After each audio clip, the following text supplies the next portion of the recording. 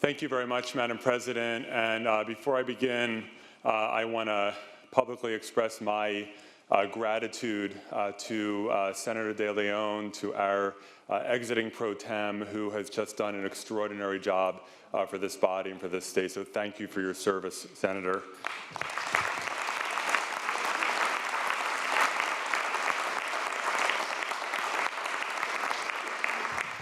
Colleagues, I rise in strong support of SR 88 and in strong support of electing Senator Toni Atkins as the next President pro tem of this California State Senate.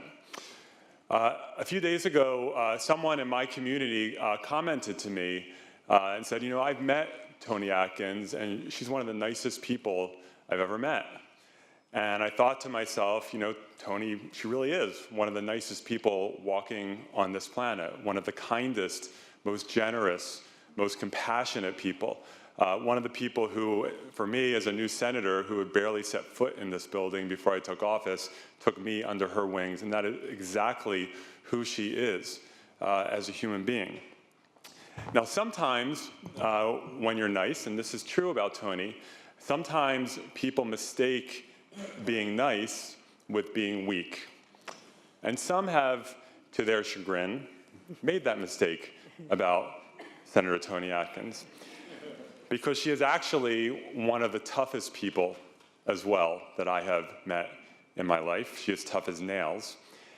You don't grow up in poverty in coal country, make your way 3,000 miles across this continent, and then rise and rise and rise into the halls of power unless you are pretty darn tough, and she fits that bill. But the thing about Toni is, with all the strength and the power that she has accumulated over time, she has never forgotten where she came from, ever. And I have been with Toni when we're with the governor of the 6th largest economy in the world, and I have been with her when we have been in a community center with some of the poorest and most marginalized members of our community. And what I will tell you is that the way that she talks and acts and carries herself around the governor of this state is exactly the same as she talks and carries herself around the poorest members of our community. There is no difference, and that is authenticity. And it is one of the amazing things about Toni, that she knows why she is here, that it's not just about the power, it is about the people who need help. And her strength and her passion and her humility and her authenticity carry over from politics to her policy work. And when you look at what Toni has been able to get done through sheer tenacity, when you look at the fact that California didn't have a dedicated funding stream for affordable housing, and some thought it was impossible that we would ever get that 2/3 vote to pass it, Toni tried and never gave up, and ultimately did what some told me was absolutely impossible, and get that passed and signed into law. When you look at the work that Toni has done to support our transgender brothers and sisters, people who are struggling in incredible ways around healthcare access and unemployment, she has just done tremendous, tremendous work because she cares and knows that people need help. Now, this power, this compassion will carry over to Toni's leadership of this body. And I want to just say what an honor it is that I am going to be one of 40 people who gets to cast a vote to elect the first woman as leader of the California State Senate in our 169-year history. That is a deep honor that will be with me for the rest of our life.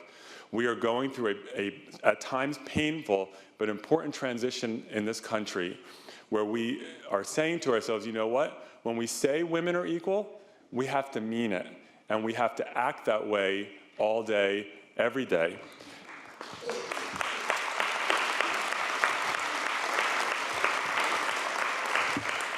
And electing Toni is yet another signal that we are moving towards the promised land in terms of gender equity.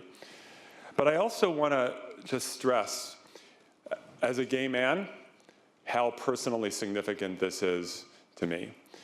There are times when it's tempting for us to say, you know what, we have marriage equality, we passed Don't Ask, Don't Tell, we have civil rights laws in a number of states, things are okay, the LGBT community is okay. Things have gotten better, the LGBT community is not yet okay.